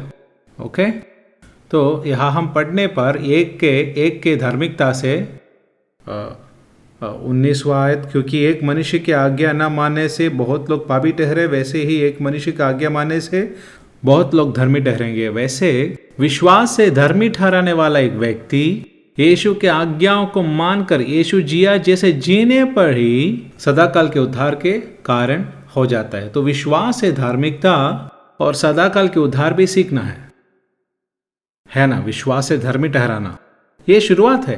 किए हुए पापों को क्षमा करना ही विश्वास से धर्मी ठहरना। ये हम जीने के लिए है ना। अगर हम जीते नहीं तो जीना बोले तो आज्ञाकारिता में मसीह पुत्र हो तो भी कष्ट उठाकर आज्ञा मानकर सिद्ध बनकर अपने बात मानने वालों को सदाकाल के उद्धार के कारण हो गया, वो कारण हो गया। तो विश्वास से धार्मिकता में हम अनुग्रह के मार्ग में प्रवेश करते हैं। उस प्रवेश करने का मात्र से आत्मा के अनुसरण में जीने वाले जीवन में ही हमें विश्वास से जो सदाकाल के उद्धार हम प्राप्त करते हैं। अनंत जीवन जो है, यहाँ अनेक वाक्य है, लेकिन देखने पर अनंत जीवन का प्रस्ताव पहले ही बाइबल नहीं देता है ना। एक कुंजी वाक्य है, अनेक वाक्य है। कुंजी एक वाक्य यानी कि उस प्रकार तुम पापों से स्वतंत्र होकर प्रभु के दास बन गया, इसलिए तुम्हें मिलने वाला फल पवित्रताई और उसके अंत में अनंत जीवन। आज्ञा मानना है, वही बाइबल बताती है। आज्ञा ना मान के अनंत जीवन नहीं है। कहते हैं वो बस एक बपतिस्मा का आज्ञा नहीं, हालेलुया आमीन, उसका शुरुआत है, लेकिन उसके बाद आत्मा के अनुसरण में चलकर शरीर की अभिलाषा तोड़ने वाला एक जीवन में आत्मरक्षा की ओर हम प्रवेश करते हैं। तो ये बहुत ही महत्वपूर्ण बुलाहट है, लेकिन इसका सच्चाई जानने पर हमारे लिए इट्स अ स्वीट जर्नी, है ना। मैं जानता हूँ पाप में मेरा जीना, अब तो पूरा छुटकारा मिला ये मैं साबित नहीं कर रहा हूँ, लेकिन आपका जिंदगी के बीच में अंतर, कोई बोझ नहीं, है ना। हाँ, स्वच्छता में जीवन। कल क्या होगा, सेवकाई क्या होगा, सेवकाई मेरा नहीं, मुझे अपना एक सेवकाई, अपना बल में सेवकाई नहीं, परमेश्वर ने जो सौंपा वो उनके समय में करना, वो नहीं तो प्रार्थना का एक सेवकाई है सबसे शक्तिशाली। घुटना टेकर प्रभु के सामने उनके साथ संगति करना, आमीन, वो सुंदर है और एक आशीषित समय है। तो आज्ञा मानना है, तभी तो फिलिपियों 2:8 हम पढ़े थे, क्रूस के मृत्यु तक भी वो आज्ञाकारी बन गया, तो हमारे संपूर्ण छुटकारा है ना, पूर्ण रक्षा, उसके नींव आज्ञाकारिता है ना। मैं इंग्लिश में लिखा हूं, restoring obedience to its right place. हमारे जीवन में आज्ञाकारिता के जीवन में आने ही हमारे संपूर्ण छुटकारा। आज्ञा भंग से जो नष्ट हुआ उसे मसीह आज्ञाकारिता से हमें प्राप्त करके दिया। जैसे आज्ञाकारिता बोले तो एक ही बात में नहीं, आज्ञाकारिता उनका जीवन, आज्ञाकारिता का जीवन, अ लाइफ ऑफ ओबीडियंस। कदापि वो आज्ञा भंग नहीं किया। तो आज्ञाकारी जीवन से हमारे उद्धार, इस अनंत जीवन के वारिस हम बनते। आज्ञा मानने वालों को सदाकाल की रक्षा के यीशु मसीह कारण ठहरा गया। वैसे ही ट्रू साल्वेशन, वास्तविक तौर पर उद्धार, हमें आज्ञाकारिता में वापस लाते हैं। फिर आज्ञा भंग का जीवन नहीं। क्या है अनुसरण? यीशु मसीह का आज्ञा, उसके बारे में सोचना, उसको मनन करना। फिर प्रभु इस जीवन में पुराना नियम हम पढ़ने पर निर्गमन 24 पर मूसा को यह नियम सब मिलता है। वहां एक बलि चढ़ाकर मुझसे एक वाचा बांधते हैं, है ना। वहां एक बलि के द्वारा रक्त सभी के ऊपर चिटकाता है। प्रेरित जो पत्रोस के पत्री में रक्त से हृदय में चिटकाए जाने वाला पवित्र लोग करके एक शब्द वहां इस्तेमाल करते हैं। वो हमारे पहले का जो पाप का छुटकारा के लिए रक्त नहीं है, वचन का पालन करने के लिए हम परमेश्वर से करने वाला एक वाचा है ना। हमारे कई जगह पर कई लोग उस समय में उनके हृदय में उस वाचा में आया, है ना। मैं वाचा में मेरे जीवन में नहीं आया था। बपतिस्मा लिया, हमें पता है कि बपतिस्मा उसका एक भाग है, तो भी उसके बाद हमें परमेश्वर का वचन में जीना है करके एक बड़ा प्यास हमें होना है। उस समय में हम परमेश्वर के साथ एक अटूट वाचा, वही इस्राएल, वो लाल सागर में बपतिस्मा लिया, लेकिन होरेब में आने पर एक बलिवेदी बना के फिर वो बलि वस्तु काट कर बलि के वो रक्त के नाते, बलि के नाते वो सब हाथ उठाकर हम सब ये आज्ञाएं मानेंगे। फिर से नहीं, वो प्रारंभ है। सबको व्यक्तिगत रूप से उनके ऊपर लहू चिटकाकर, एक लहू का नियम, नहीं तो बलि का नियम, है ना। उसके बाद तुरंत हम पढ़ते हैं वे परमेश्वर यहोवा को देखकर भोजन किया, संगति, है ना। प्रेरितों के काम में बपतिस्मा लिए हुए वे प्रेरितों के उपदेश सुनकर संगति किया। तो यीशु मसीह से संगति, परमेश्वर से जो संगति वचन के अनुसार एक संगति है। हम वचन मानते नहीं तो हमारे अंदर वो रिश्ता नहीं, है ना।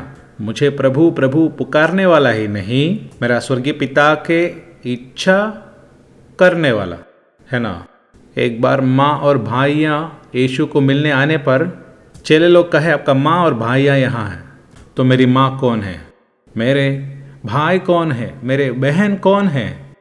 हालेलुया। स्वर्गीय मेरे पिता के इच्छा करने वाले ही मेरे माँ, मेरे भाई और मेरे बहन। ये कहने पर परमेश्वर के आज्ञा मानकर जीने वाले लोग ही इस रिश्ता में आ पाएंगे।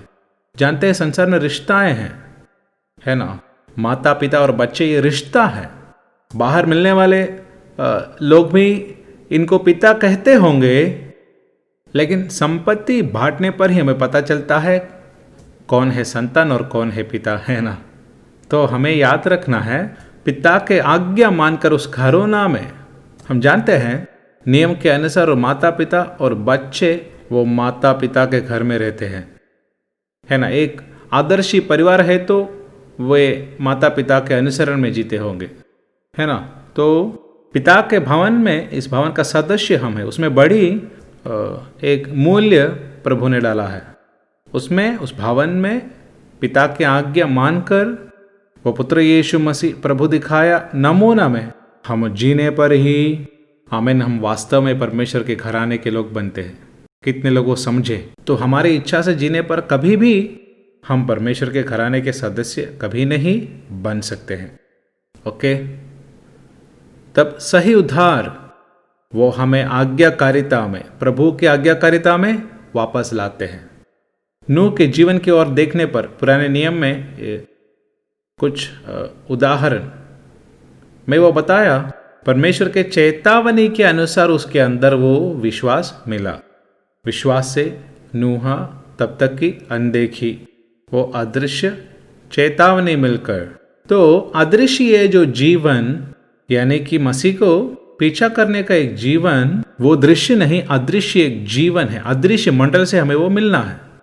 वो परमेश्वर के शब्द के रूप में हमें दिन प्रतिदिन मिलने पर भाई और भक्ति के साथ प्रभु के संगति में जीने का, इतना नहीं, आत्मा से हमारे अंदर लिखा जाएगा।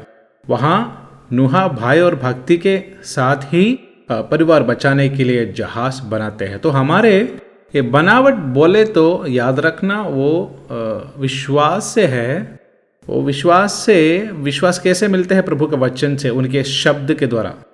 वो हमें मिलता है हमारे इस जहाज के निर्माण के लिए। तो हम एक जहाज है, एक मंदिर है ना। मैं गए हफ्ते में जो लिया विषय, शरीर जो है, कलीसिया जो शरीर नहीं, इस शरीर जो मंदिर है, तो इस मंदिर में एक निर्माण होने का है, संसार घुसने बिना। गए दिन मैंने बताया, जहाज अधूरा बनाने से नहीं होगा, बचेगा नहीं, है ना। वो जहाज पूरा बनाने का है ना। दिखने में सही है, लेकिन भीतर और बाहर राल लगाना है ना। नहीं तो क्या होगा, है ना, फायदा नहीं। जहाज पूरा बनाया लेकिन राल नहीं लगाया, तो आत्मा के द्वारा हर जगह राल लगाना होगा। तो हमारे जीवन में आत्मा है, आत्मा से आवरण हुआ जीवन, आत्मा भीतर भी। यही मेल मिलाप की तंबू का नियम है ना। पवित्र आत्मा का जो काम भीतर और बाहर, वो संदूक मिलाप वाला तंबू बादल के आवरण में, फिर उसके अंदर प्रभु का महिमा भरा। तो मूसा पर्वत पर चढ़ने पर वो पर्वत किसी को दिखाई नहीं देता, एक अदृश्य मंडल बन जाता है। बादल से वो पर्वत, बादल हमेशा पवित्र आत्मा दर्शाता है ना। तो वो बादल के ओर कौन चढ़ता है? मूसा। तो तराई से किसी भी जन मूसा को देख नहीं सकता, कारण यह है वो प्रभु का आवरण में है ना।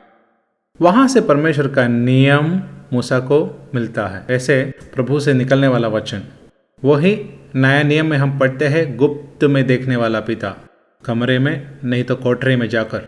मतलब एक छोटे कमरे में जाने का विषय नहीं, हमारे इस जो भवन के दरवाजे हमें बंद करना है, बिल्कुल कान, आंखें, मन भी, सब कुछ प्रभु में केंद्रित होने का एक अवस्था, वो एक अदृश्य अवस्था है। तो अदृश्य चीजों का चेतावनी मिलना है तो अदृश्य मंडल में प्रवेश करना है। कितने लोग वो समझे? आमीन। अदृश्य मंडल में प्रवेश करने के लिए हम बस प्रभु प्रभु पुकारने से नहीं होगा। इसीलिए प्रभु के उपदेश में, है ना, बक बक करने का प्रार्थना भी, ये सब बंद करके परमेश्वर के साथ गुप्त में देखने वाला पिता, गुप्त में देखने वाला पिता, उस पिता से हमें मिलना है तो पिता के साथ रिश्ता में आना है। तो हमारे प्रार्थना का जीवन हर सवेरे एक अदृश्य मंडल में प्रवेश करना है। उसके लिए प्रार्थना करना, प्रभु कैसे, है ना। ऐसे हम जीना शुरू करने पर, ये वास्तव में जीवन में आने पर हमारे हृदय वचन से भरेगा, पवित्र आत्मा से भरेगा, पवित्र सोच से भरेगा। वही स्वर्ग स्थान में बैठकर एक जीना, हमारे आत्मिक मनुष्य पूरी रीति से स्वर्ग स्थान में होगा, इस शरीर बस यहाँ पर रहेगा। हालेलुया। तो हम देखते हैं, सुनते हैं, लेकिन सब जो देखा और सुना बातें प्रेरित लोग प्रचार किया, लेकिन जो देखा और सुना हुआ स्वर्गीय था। इस भौमिक चीज देखना भी यीशु मसीह के नजरों से वो देखते थे, है ना, पहचानने का है ना। वो देखते तो भी ग्रसित नहीं होते, ऐसा एक शब्द प्रभु इस्तेमाल करते हैं। देखता है पर प्रभु के नजरों से नहीं देखते हैं, है ना। तो हम संसार को देखने पर परमेश्वर इसे कैसे देखता है, धरती कैसे देखते हैं, उसी नजरों से देखने के लिए हमारे आंख, इस मन, मसीह के मन होने जैसे हमारे आंखें, हमारे कान, हमारे जीभ, सब कुछ परमेश्वर कैसे देखता है, परमेश्वर कैसे सुनता है, परमेश्वर किस प्रकार चेतावनी देता है, उसी अवस्था में हम भी आना है। परमेश्वर कैसे काम करते हैं, तो उसी अवस्था में आने पर हम स्वर्गीय बन जाते हैं, है ना। धरती पर स्वर्गीय बन के एक जीवन है, वो 6वां अध्याय में आना है। पूरा समर्पण का जीवन है, धार्मिकता के लिए शरीर के अंगों को हम समर्पण करते हैं। 6 बार हम देखते हैं परमेश्वर के आज्ञा के अनुसार नूहा ने किया वैसे ही किया, है ना। तो नूहा को अनुग्रह मिला अपने पीढ़ी में, नहीं तो अपने पीढ़ी में निष्पाप और एक धर्मी जीवन बिताने के लिए था। उसके साथ ही वो परमेश्वर के साथ चला। ये परमेश्वर के साथ कैसे चलते हैं? हानोक परमेश्वर के साथ चला, मतलब आज्ञा है। परमेश्वर जो भी आज्ञा दिया है उसके अनुसार जीने वाला सब उनके साथ चलते हैं। हालेलुया। और भौतिक तौर पर परमेश्वर आकर हाथ पकड़ने वाला बात नहीं है, है ना। परमेश्वर का आज्ञा जो भी है, इसीलिए आत्मा के अनुसार में आज जो चलने के लिए हमें दिया हुआ अधिकार, तो आत्मा के अनुसरण में कौन चलते हो वो परमेश्वर का साथ चलते हैं, है ना। उनका वास, स्पष्ट बोलो तो परमेश्वर वास करके उनके साथ चलने वाला जीवन, नूहा से हानोक से श्रेष्ठ एक जीवन, है ना। तो नूहा अपने पीढ़ी में निष्पाप था, नूहा परमेश्वर के साथ चला। साथ चलना बोले तो आज्ञाकारिता, साथ चलना, लिखिए, साथ चलना तो आज्ञाकारिता, आत्मा के अनुसरण में। परमेश्वर के आज्ञाओं पर चलने वालों को ही वो अपना कार्य सौंपते हैं। तो हम स्वेच्छा से बहुत कुछ कर सकते हैं। कई ने तो स्वेच्छा से परमेश्वर से भाग जाकर एक शहर बनाया, है ना। वो शहर बना के कईन सेवकाई बोले तो सब कुछ चलते थे, लेकिन वो स्वेच्छा का काम है ना। शिनार देश में बाबेल बनाना, हम तितर भीतर न होना, ये सब भाड़ के बाद जो सोच है, हम तितर भीतर न होने के लिए हमारे लिए एक शहर बनाए, एक शहरपना भी बनाए जो स्वर्ग तक पहुंचते हैं। तो स्वर्ग जाने का मनुष्य का स्वयं प्रयत्न, हम उसे नाम देते हैं, वो है बाबेल, है ना।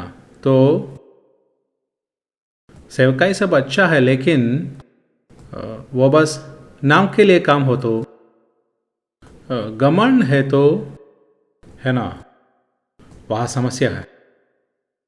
तो आज्ञाकारिता में चलने वालों पर प्रभु काम सौंपता है। हम इब्रानियों के पत्री में 11वां अध्याय में वो मनन किया, बुलाहट, विश्वास, मिराज, आदृश्य, ये सब वचन का मनन है। तो देखे, बुलाहट, विश्वास, बुलाहट से मिला विश्वास, वो बुद्धि में मिला विश्वास नहीं। मिरास में मिलने वाला देश, अदृश्य, यह न जानकर कहाँ जा रहा हूँ, आज्ञाकारिता, आज्ञा मानकर, निर्गमन ही नहीं, वो एक आत्मिक यात्रा है। निर्गमन, आत्मिक यात्रा, मिरास में प्रवेश।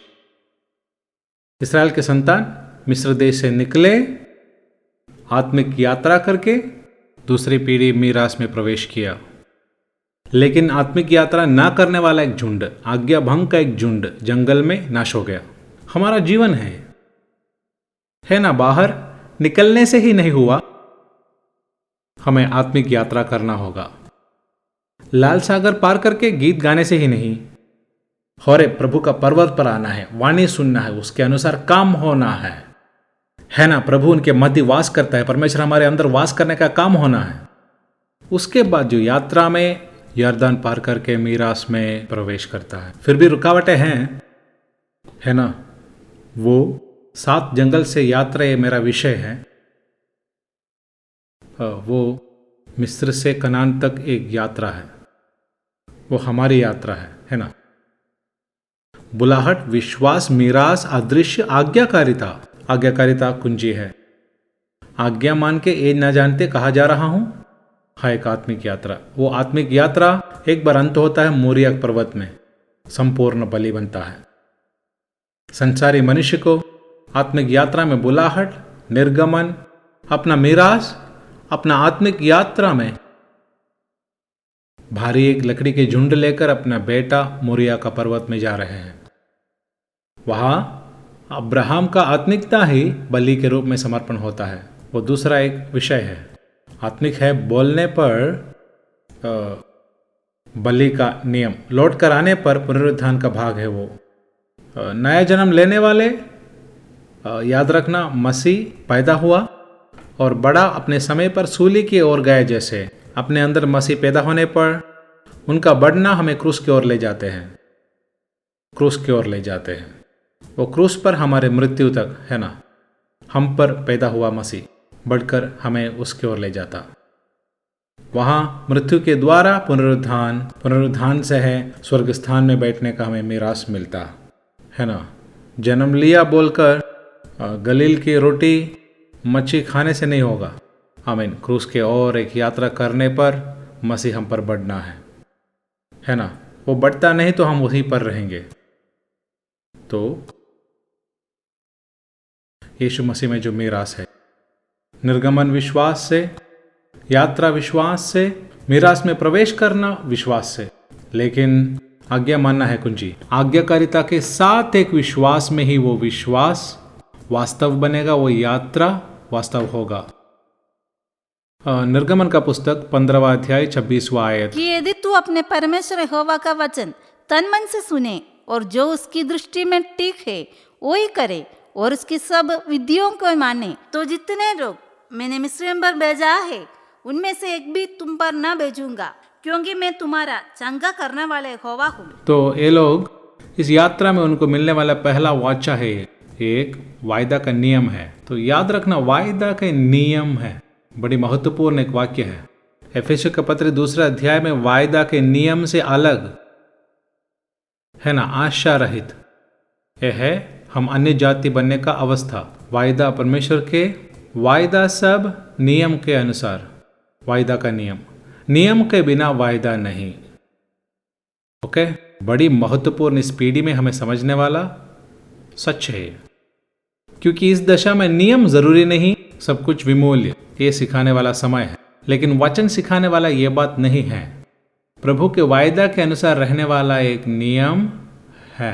वो नियम का पालन करने में ही वो वायदा हमें मीरास बन के मिलता है। पानी उबलने का एक नियम है, तो वो नियम के अनुसरण ही वो पानी उबलते हैं, है ना। गेहूं का बीज जमीन पर गिरकर मरने से ही उसमें पुनरुत्थान होता है, नहीं तो नहीं। वो उगना है तो वो नियम है, प्रकृति का नियम है। आत्मिक तौर पर भी वो नियम है ना। कई बार देखते हैं नियम है, अगर ये सारे नियम हमें नहीं मिल रहा है तो वायदा का हकदार नहीं बनेंगे, सिर्फ वायदा वायदा बोल ही सकेंगे। तो याद रखना, इस धरती की जो भी वायदाओं पर नहीं हमारा श्रद्धा, प्रभु का वायदे पर होना है। प्रभु के मंडल में ही हमें इन सारे बातों को पहचान करने का अनुग्रह में हम आएंगे। ये तो वचन है, यह वचन के अनुसार है। आप ध्यान से सुनकर उनको प्रसन्न करना। वचन हम सुनकर उसमें जीने में ही हम परमेश्वर को प्रसन्न कर पाएंगे। यीशु मसीह 30 साल के जीवन के बाद वहां आकर जब बपतिस्मा लेते हैं, बाहर आने पर ये मेरे प्रिय पुत्र जिसमें प्रसन्न है, क्योंकि 30 वर्ष से पूर्ण रीति से परमेश्वर दिया हुआ उस आज्ञा में ही वो जिया, क्योंकि 30 साल अपने माता पिता के अधीन रहा। सोचिए, प्रभु का पुत्र धरती में मनुष्य बनकर एक गरीब परिवार में माता पिता के अधीन रहा, ये हम पढ़ते हैं। ऐसा है तो 30 साल के जीवन पिता को परिपूर्ण रीति से प्रसन्न किया। उसके बाद का जीवन हम जानते हैं, 3.5 साल क्रूस के मृत्यु तक क्रूस के मृत्यु तक वह पिता के आज्ञाकारी बनकर रहा। लेकिन ये हम पढ़ने पर आज्ञाकारिता के भाग में मैं स्वस्थ करने वाला यहोवा, तो वायदा है। उस नियमों में हम जीना शुरू करने पर इस वायदाएं हमें है। तो यहाँ स्वस्थ करने वाला यहोवा, ये बात पुराने पीढ़ियों में और अभी भी है। वे लोग विश्वास किए थे, 80-85 साल तक कोई दवा नहीं लिए थे, अपने समय में वो विदा लेते थे। तंदुरुस्त एक शरीर उन्हें मिला था। वो ये वायदा, वो ये वाक्य विश्वास किया, वैसे ही विश्वास किया। वो विश्वास किए ही नहीं, आज्ञा के अनुसार वे लोग जिए। तो वो एक नियम है। लेकिन गहराई में, आत्मिक मंडल में, उसके बाद में हम 19वां अध्याय 5वां वाक्य, निर्गमन 19 का,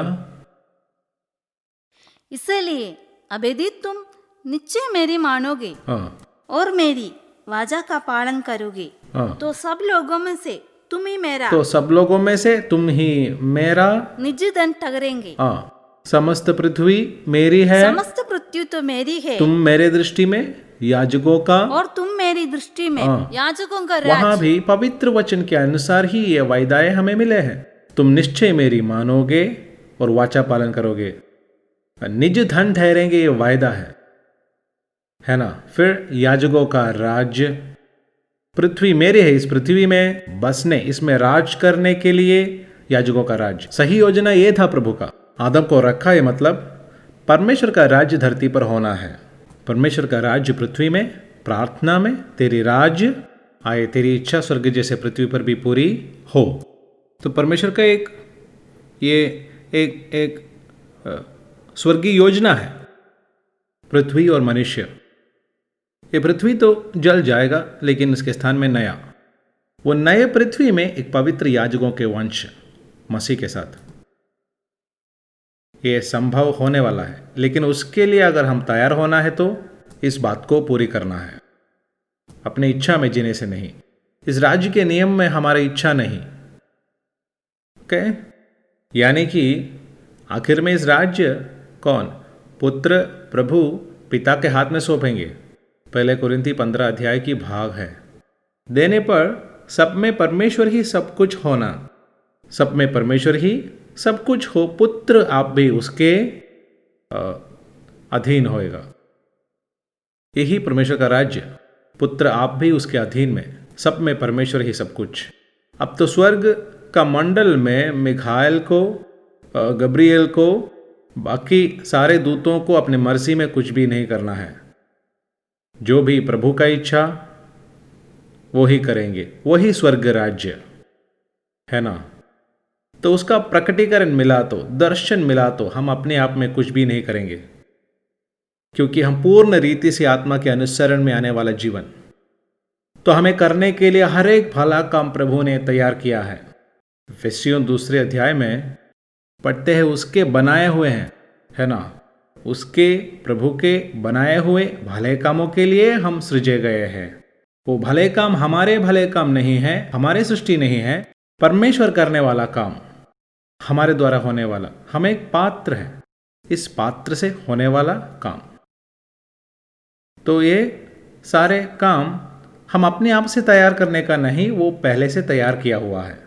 आज ये बाइबल स्टडी होना है करके परमेश्वर के मेरे बारे में जो कैलेंडर और आपके बारे में जो कैलेंडर में लिखा गया है, तो आमीन, ये भला काम है, आप ये समझते हैं, है ना। और हमारे इच्छा में दौड़कर करने वाला काम या दिखावट नहीं, प्रभु का इच्छा है ना, हमारा नाम और पहचान के लिए वो हर जगह दिखता है। हमारे ये व्यावहारिक जीवन में हर एक व्यक्ति अपने आप में प्रयास करना नहीं है। स्वर्ग राज्य एदन के बाहर आने पर पसीना, प्रयास और ये दर्द सब है ना, आमीन। लेकिन एदन में प्रभु के आज्ञा के अनुसार जिए तो वो स्वर्ग है, पैराडाइज। तो इस पृथ्वी में ऐसा एक जीवन में आने के लिए प्रार्थना करना, हम खुद ढूंढ नहीं सकते। प्रभु से प्रार्थना करना, उस स्वच्छता में मुझे प्रवेश करना है।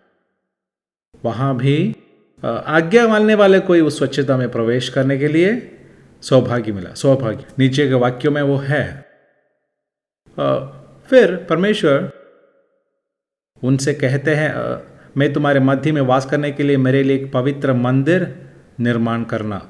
19 बार 39 और 40वां अध्यायों में यहोवा मूसा से आज्ञा दिया जैसे, यहोवा मूसा से आज्ञा दिया जैसे, यहोवा मूसा से आज्ञा दिया जैसे, ऐसे 19 बार लिखा है। वहीं पर ही परमेश्वर का महिमा मंदिर में आते हैं। 40वां अध्याय में मंदिर स्वर्ग से, मंदिर की ओर प्रभु के तेजस आकर मंदिर को भरता है। मिलाप काल का तंबू बादल के आवरण में वैसे ही किया। मूसा खुद से कुछ नहीं करता।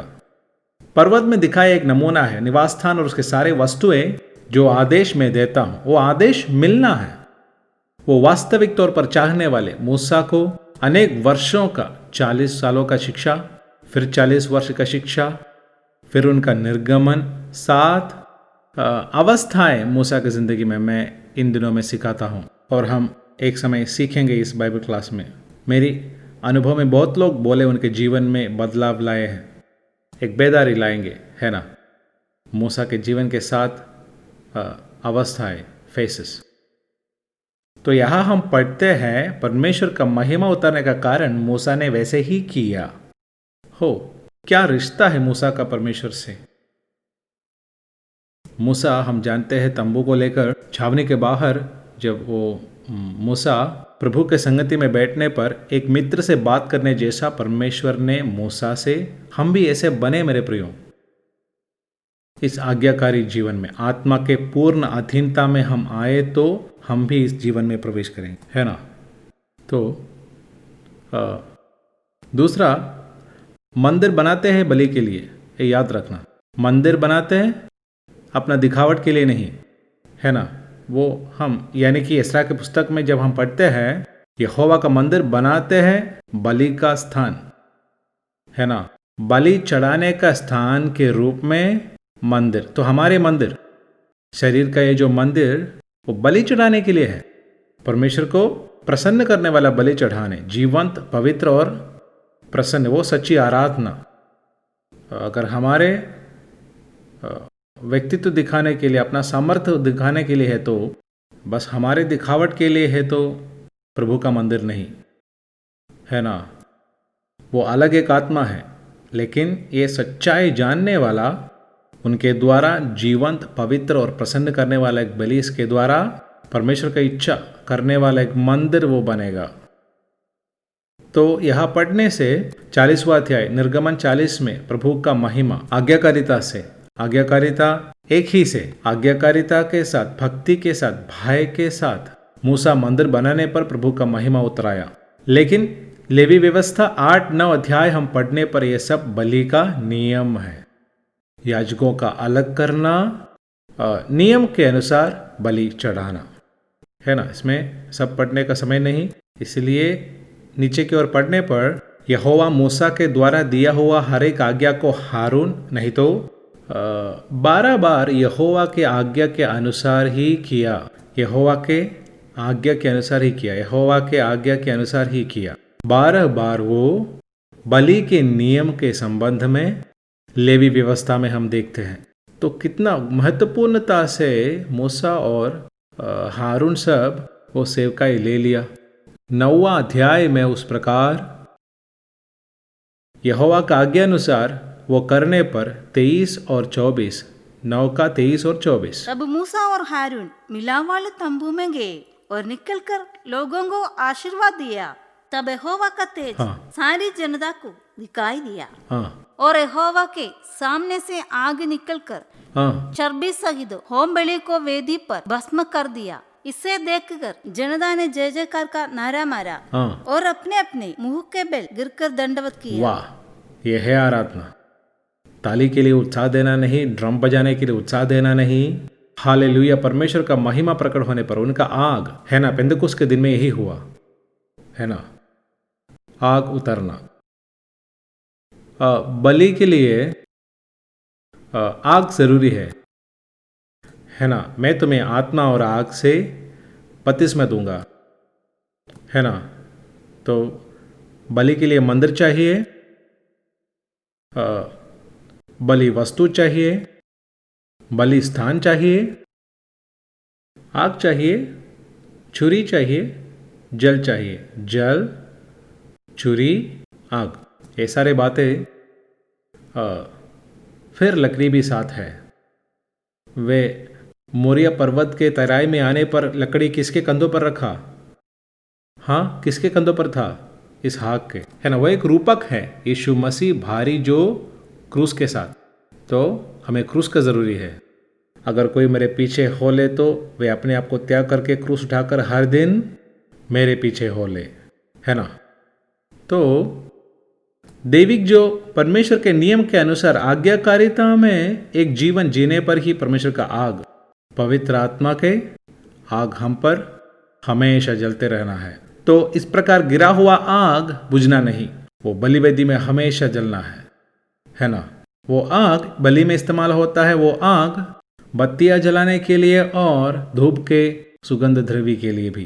ये सब सीखने की बात है, हर एक कदम है। ये सब वचन हम नए नियम में जोड़ सकते हैं, लेकिन ये सारे बातों का नींव आज्ञाकारिता। वैसे ही किया, है ना। हम वापस आने पर ब्रेक टाइम आया, हम एक और सेशन इस बात में, क्योंकि ये गहरी बात है। सब आज्ञाकारिता बिना कुछ नहीं, ओके। तो एक सेशन और हम वो मनन करें। सब लोग प्रार्थना से इस समय समर्पण करें। हे पिता, इस वचन से हम सुना जैसे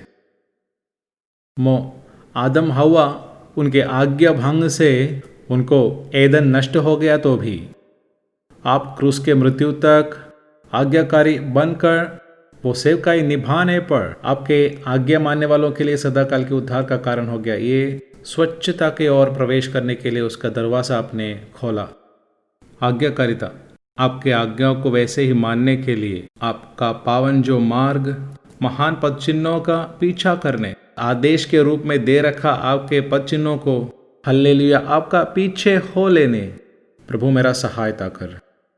आज इस वचन के अनुसार में आपके पवित्र वचन प्रत्येक रूप से आपके आज्ञाएं, सुसमाचारों से दिया हुआ जो उपदेश, वैसे ही पालन करके जीने के लिए आमेन, हालेलुया।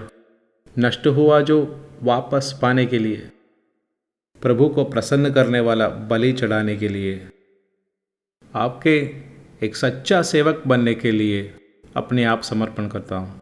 उसके लिए आपके हाथों में देता हूँ। आपके आत्मा से, आपके वचन से मुझे बदल दे। इस सच्चाई में आप पहुँचने के लिए, ये मुझ पर पूर्ण रीति से होने, आज्ञाकारिता के पूर्ति में मुझे लाता है। यह सच्चाई जानने के लिए सहायता कर। आमीन। आपने प्रार्थना सुन लिया, धन्यवाद। यीशु मसीह के विजयी नाम से आमीन।